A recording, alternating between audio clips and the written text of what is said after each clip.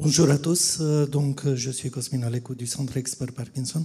Merci aux organisateurs qui nous ont invités aujourd'hui à vous parler du sport santé chez le Parkinsonien, et notamment à Denis et à Christine, qui nous ont invités à propos d'un grand projet de sport santé que nous avons pour les Parkinsoniens. Vous avez sur cette diapositive les principaux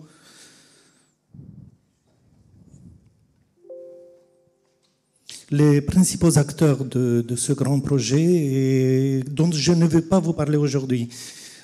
Christine, c'est très difficile de parler après Michel Lantérimine. Hein. Donc, moi aujourd'hui, je vais juste essayer de vous répondre à 3 questions en les prenant dans l'ordre. La première, pourquoi faire de l'activité physique chez les patients parkinsoniens? La deuxième, qui est un peu plus difficile, c'est est-ce qu'il y a des preuves scientifiques pour dire que c'est intéressant de faire de l'activité physique pour les Parkinsoniens en l'occurrence? Et la troisième, c'est quelles seraient les activités qu'on peut proposer aux Parkinsoniens?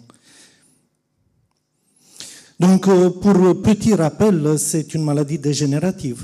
La maladie de Parkinson, ça suppose une perte neuronale, ça veut dire bien entendu que l'évolution est inexorable. C'est une maladie qui n'a pas de traitement curatif. Et donc, comme vous voyez sur ces diapositives, il y a 3 signes majeurs, c'est la rigidité, la bradykinésie et éventuellement le tremblement de repos.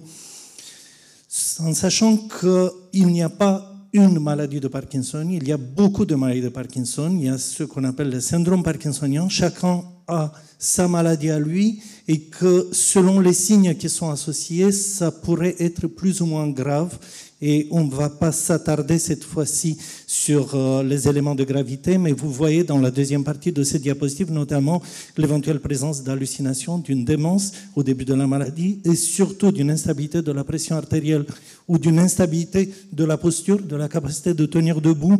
Ce sont des signes particulièrement graves et notamment qui non pas seulement que ne réagissent pas au traitement de la maladie de Parkinson qu'on peut proposer, mais beaucoup d'entre eux sont même aggravés par les traitements, ce qui nous met dans une sorte d'impasse pour ces patients, pour lesquels, dans le 19e siècle de la médecine, on aurait pu dire on ne peut rien pour vous, rentrez chez vous.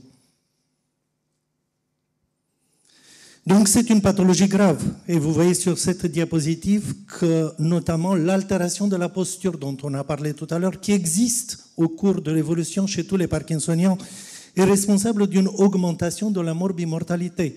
Ça a été démontré.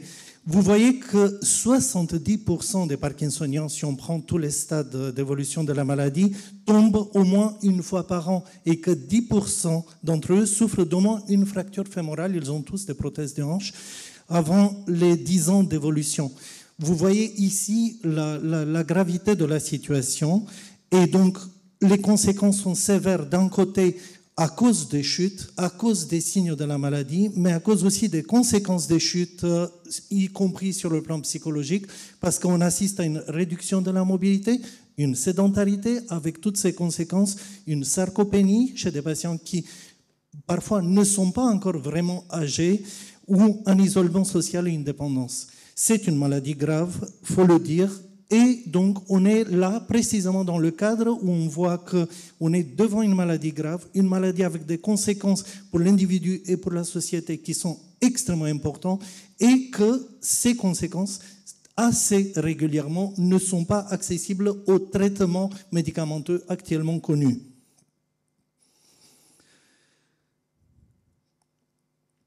Donc, les traitements médicamenteux sont efficaces sur la rigidité, sur la bradykinésie, parfois sur le tremblement au prix d'une augmentation des doses, mais ont une efficacité réduite sur le freezing. Le freezing, vous l'avez vu sur la diapositive précédente, ça veut dire que le patient veut avancer le pied, mais n'arrive pas à avancer le pied, comme si son pied était collé au sol. C'est un signe extrêmement gênant chez un Parkinsonien, qui peut apparaître dans tous les stades de la maladie, qui est très peu sensible au traitement et notamment qui va être responsable des chutes en avant chez beaucoup des Parkinsoniens. En stade sévère, la majorité des patients présentent un freezing et une instabilité posturale. encore une fois, des signes qui ne sont pas sensibles au traitement. En stade sévère, on peut être amené à augmenter les traitements, mais ces traitements sont compliqués de ce qu'on appelle les dyskinésies, des mouvements incessants qui eux-mêmes vont déstabiliser le patient, peuvent entraîner des chutes encore plus chez un patient qui a déjà une instabilité posturale. Et donc, vous voyez que cela fait que même dans les stades qui ne sont pas encore sévères, la majorité des patients sont dépendants pour les déplacements extérieurs. Tout simplement, ils demandent que quelqu'un soit présent avec eux parce qu'ils ont peur de tomber, parce qu'ils ont peur de ce malheureux freezing qui peut survenir à tout moment, notamment quand ils sont dans une situation d'émotion, par exemple pour monter dans un bus qui reste que 30 secondes dans la station, et donc c'est précisément là que ça va leur arriver. Donc ils deviennent dépendants pour les déplacements extérieurs. Comment on peut retarder cette évolution dramatique? Je vous ai dit au départ, c'est une maladie dégénérative d'évolution inexorable.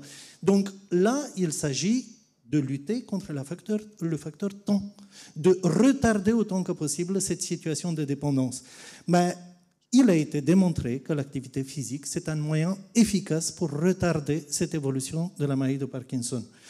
Il y a un nombre croissant d'études qui se sont intéressées au développement de ce traitement. On peut l'appeler traitement sans avoir peur, qui s'est avéré efficace, qui n'est pas cher et qui est accessible à tous les syndromes parkinsoniens. Là, on n'est plus dans la situation de dire chez vous le traitement marche, chez vous il ne marche pas, rentrez chez vous. Donc on est dans une situation où on peut proposer un traitement chez tous les parkinsoniens. Et il existe des preuves scientifiques claires actuellement qui disent c'est efficace et qui nous incitent à développer des programmes d'activité physique chez les parkinsoniens. Donc, on arrive à la première évidence scientifique. Évidence, je l'ai appelée, moi, numéro 1. Les patients avec des syndromes parkinsoniens devraient faire de l'activité physique. En recherche fondamentale, l'activité physique a été associée à un effet neuroprotecteur pour le système nigrostrié. Plus encore, vous voyez sur la deuxième ligne de cette diapositive que l'exercice physique sur tapis roulant augmente le taux de dopamine striatale de la souris par rapport aux souris sédentaires. Et vous vous souvenez, la dopamine, ça manque chez le patient parkinsonien. Donc, le simple fait de le mettre sur un tapis roulant permet, comme les médicaments, une augmentation du taux de dopamine. Vous voyez sur la troisième ligne un célèbre modèle de recherche qui est le MPTP. C'est quelque chose qu'on injecte chez la souris pour lui détruire le système dopaminergique. Et vous voyez que l'activité physique dans ce modèle qui pourrait être sans recours, on injecte, ça détruit. Mais en effet, ça permet de protéger le neurone et donc de maintenir une activité dopaminergique malgré l'injection. Plus encore, et ça a été démontré ces dernières années, l'activité physique est impliquée dans la diminution du syndrome métabolique. Syndrome métabolique qui est lui-même impliqué dans l'inflammation et dans le stress oxydatif, qui sont des facteurs majeurs d'évolutivité dans les maladies dégénératives.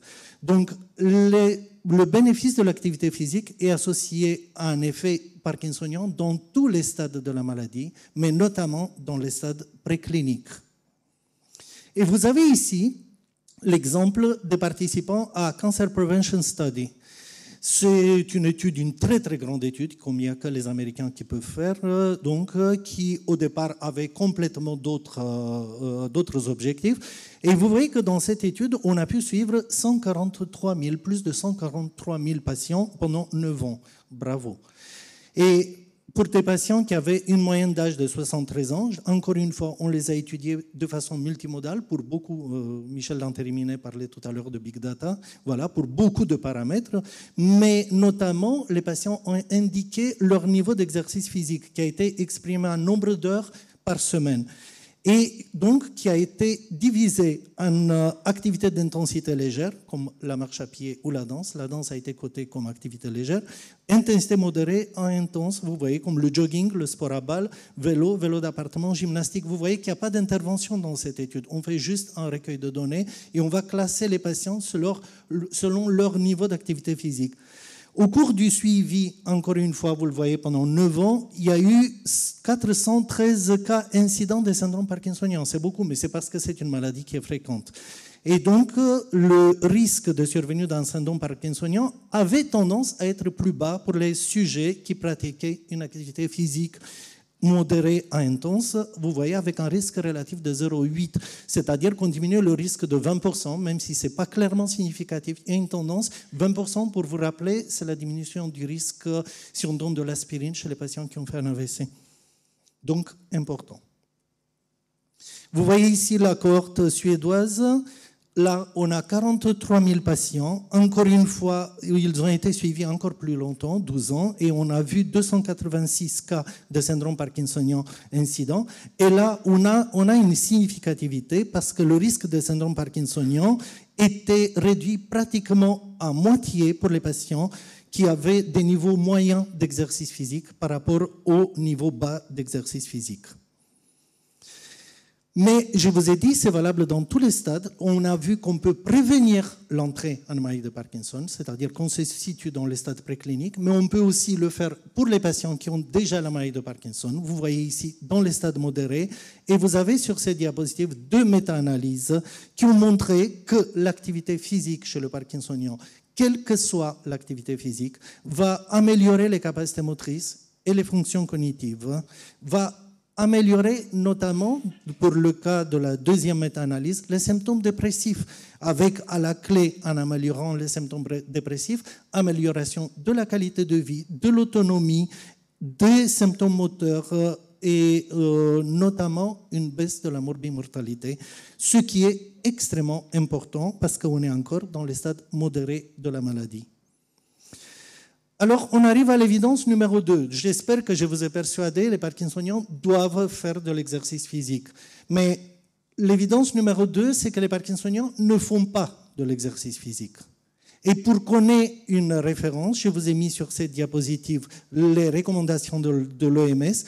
C'est sûr que l'OMS, dans ses recommandations, a été plutôt exigeante. Je suppose que ce sont les sportifs qui ont donné ces recommandations. C'est-à-dire que je suis sûr qu'il n'y en a pas beaucoup d'entre nous qui font 1h30 ou 1h15 d'activité physique intense par semaine. C'est assez difficile de respecter ces recommandations à la décharge de nos patients parkinsoniens. Encore plus pour les patients qui ont 65 ans et plus, ce qui est souvent le cas des patients parkinsoniens. Vous voyez qu'il faut en plus des exercices d'équilibre 3 fois par semaine. Donc, c'est difficile. En plus, il y a l'exigence des tranches d'au moins 10 minutes. Donc, le fait de compter les pas, excusez-moi, mais ça ne marche pas. Et donc, pourquoi on dit que les Parkinsoniens n'en font pas? Vous voyez ici que dans cette étude, encore une fois américaine, on a vu que l'activité physique des patients qui avaient une maladie de Parkinson en stade initial, en stade précoce, donc les patients qui sont comme vous et moi, qui n'ont pas encore de vrais déficits sur le plan moteur. Et vous voyez que déjà leur activité était diminuée de 8% par rapport aux témoins sans. Donc, dès les stades incipients de la maladie, le Parkinsonien ne fait pas assez d'activité physique. Le niveau d'activité physique était diminué tant de point de vue intensité que de point de vue durée par rapport aux recommandations de l'OMS. Donc, vous avez mis comme idée par cet auteur l'idée qu'en fait, dans la maladie de Parkinson, on est dans un cercle vicieux. Parce que vous avez une maladie qui va affecter les habiletés motrices, qui est un indicateur fondamental de la maladie de Parkinson. En effet, ça diminue les habiletés motrices. Ça conduit en l'occurrence, un niveau bas d'activité physique avec une durée excessive de la sédentarité. Se rajoute dans tous les stades de la maladie de Parkinson l'apathie. Le Parkinsonien a tendance à rester dans son fauteuil, à ne rien faire. Si on ne le pousse pas, il ne va pas faire. Il est apathique, ça fait partie du tableau de sa maladie. Vous voyez la dépression qui fait partie, parfois ça précède la déclaration de la maladie, la dépression. La dépression et l'absence de motivation, vous vous souvenez, la dopamine, c'est un des médiateurs de la motivation et elle manque chez les Parkinsoniens. Ce n'est pas leur faute, c'est tout simplement que tout ça, ça fait partie du tableau de la maladie. Il faut rajouter le rythme circadien particulier des Parkinsoniens. Vous n'allez pas me sortir un Parkinsonien à 6 heures du matin pour marcher dans la forêt. C'est absolument pas dans son rythme. Donc, il faut tenir compte, dès qu'on fait un programme d'activité physique des Parkinsoniens, qu'effectivement, eux, ils sont en forme plutôt fin de matinée et qu'en soirée, ce n'est pas la peine de leur proposer quoi qu'il soit. Donc, les Parkinsoniens se trouvent dans une situation de sédentarité qui entraîne une augmentation du rythme cardiovasculaire et d'un autre côté, des difficultés pour équilibrer les traitements médicamenteux. Et vous voyez que, comme ça, on rentre dans ce cercle vicieux qui fait qu'on est dans une évolution accélérée de la maladie.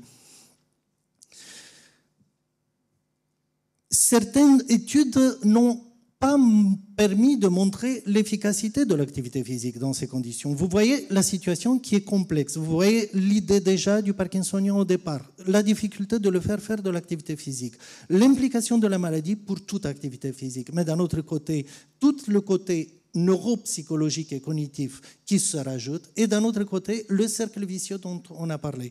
Et vous voyez là une très très belle étude du Pays-Bas qui s'appelle ParkFit, qui a été publié en 2013. Donc les Néerlandais, ils ont fait une vraie étude qui était complètement éthique parce qu'on avait un groupe contrôle qui faisait aussi de l'activité physique.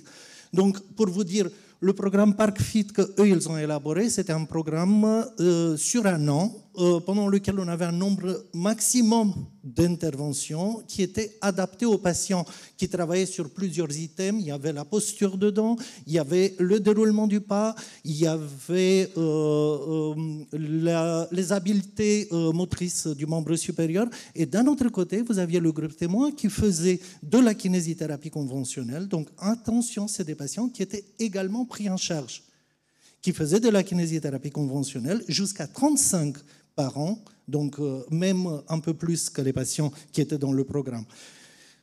La kinésithérapie, tant la kinésithérapie conventionnelle que le programme ParkFit a permis que les patients aillent super bien. Ils allaient tous bien, ils s'amélioraient tous sur le plan moteur, mais par contre, le critère primaire de jugement qui était l'activité physique totale mesurée avec un actimètre n'était pas différent chez les patients qui étaient dans le programme que chez les autres. Mais vous avez compris qu'en effet, tous les patients étaient pris en charge. En effet, on était déçus suite à cette étude, notamment par le fait que une fois qu'on arrêtait l'activité physique guidée du Parkinsonien, le Parkinsonien arrêtait de bouger, ce qui finalement ne nous surprend pas tant que ça. Donc cette étude nous montre qu'effectivement c'était une étude super bien ficelée, ça nous montre qu'il faut se méfier avant de commencer quelque chose d'interventionnel dans le sport chez les Parkinsoniens, parce que ce n'est pas évident de démontrer quoi qu'il soit. Donc, on arrive à l'évidence numéro 3. L'évidence numéro 3, c'est qu'il faut élaborer des stratégies et des programmes d'activité physique qui soient individualisés, qui soient adaptés pour les Parkinsoniens. Déjà, compte tenu des données de la littérature, attention, ParkFit, ça a été une étude coûteuse qui n'a rien donné en l'occurrence. D'un autre côté, on va remarquer que la majorité des exercices physiques ne sont pas adaptés aux patients parkinsoniens. Quand on veut rentrer un patient parkinsonien dans un programme d'activité physique et qu'on lui propose des choses qui ne sont pas adaptées à lui, vous comprenez tout de suite que le pauvre, il ne va pas suivre. Il va très vite dire « moi, je ne veux pas aller là-bas ». L'intensité, le rythme des exercices doit être adapté au stade de la maladie. On a dit en début de cette présentation qu'il n'y a pas de parkinsonien pareil et qu'en plus, vous avez plusieurs types de maladies avec des sensibilités très différentes aux médicaments et avec des allures évolutives très différentes. La persistance des patients dans les programmes est encore plus difficile parce que les patients sont apathiques, sont démotivés, sont apragmatiques. Et vous voyez ici des guidelines qui ont été publiés, encore une fois par les Américains. Les Américains, ils ont un tout petit peu d'avance sur nous, de ce point de vue, mais on va les rattraper, je vous le promets. Et vous voyez quelques exemples là. Les exercices à signaux, ça a fait époque dans la maladie de Parkinson, les exercices à signaux. Déjà, c'est utilisé depuis très très longtemps. Je vous ai parlé tout à l'heure de l'incapacité du Parkinsonien à bouger les pieds, à avancer les pieds qui restent collés. Si vous lui mettez quelque chose devant son pied et vous lui dites « allez, passez la ligne », le Parkinsonien va se débloquer, va pouvoir passer ce moment de freezing. Donc, les exercices à signaux sont utilisés depuis très très longtemps dans les techniques de rééducation pour la maladie de Parkinson. On a dit tout simplement les exercices à signaux, on peut le passer dans l'activité physique adaptée, que ça ne reste pas uniquement du domaine de la rééducation. Et ce n'est pas seulement les visuels, mais surtout les auditifs qu'on peut instaurer, ou encore les somatosensitifs, les vibratoires. On sait que ça permet l'amélioration des scores moteurs, on sait que ça permet l'amélioration de la posture. Les techniques d'amélioration de l'équilibre, il y en a des tonnes. Je vous ai mis ici juste la grande balle qui est une modalité extrêmement efficace d'améliorer l'équilibre. Et puis, encore une technique qui a fait époque, c'est le tai chi. On a beaucoup publié au sujet de tai chi. En grande ligne, il n'y a pas que le tai chi, il y a tous les sports asiatiques qui permettent une amélioration de la posture, une stabilisation du score MDS-UPDRS, une amélioration du déroulement du pas et l'amélioration de la qualité nocturne, la diminution de la somnolence diurne, l'amélioration des symptômes végétatifs. C'est extrêmement efficace et donc je pense que c'est extrêmement prometteur de mettre en place. Les techniques d'activité physique en extérieur, et avant d'arriver ici, j'étais à Fontainebleau. À Fontainebleau, c'est une ville qui est construite dans une clairière. Vous avez la forêt tout autour. Donc, tout le monde s'adonnait avec beaucoup de plaisir au sport dans la forêt, et notamment cette marche nordique. À Fontainebleau, tout le monde faisait de la marche nordique, qui est particulièrement adaptée pour les patients parkinsoniens, encore une fois, parce que vous avez un rythme, parce que vous avez un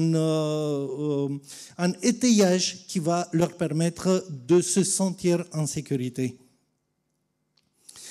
Les techniques en salle, encore l'entraînement sur le tapis roulant, vous avez vu tout à l'heure que c'est efficace chez la souris, que ça a été démontré, que c'est efficace et que c'est même neuroprotecteur.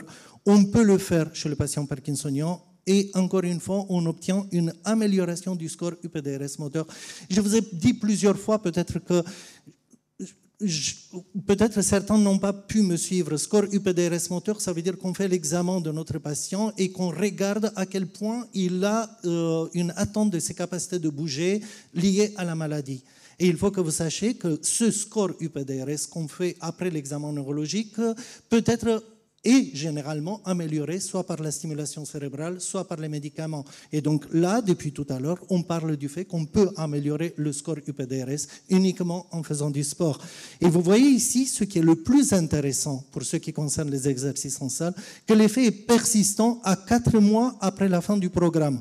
Donc ce n'est pas seulement qu'on fait du bien aux patients, mais en plus cet effet il est persistant, ce qui nous permettrait par exemple, et c'est ce qui s'intègre parfaitement dans le système prescriforme qui a été instauré en France, le fait qu'on peut faire de façon intermittente des périodes d'exercice physique avec un bénéfice qui va être rémanent par la suite. Et vous voyez encore une fois l'amélioration du déroulement du pas, de la vitesse de la marche, de la stabilité posturale, diminution des symptômes dépressifs uniquement en faisant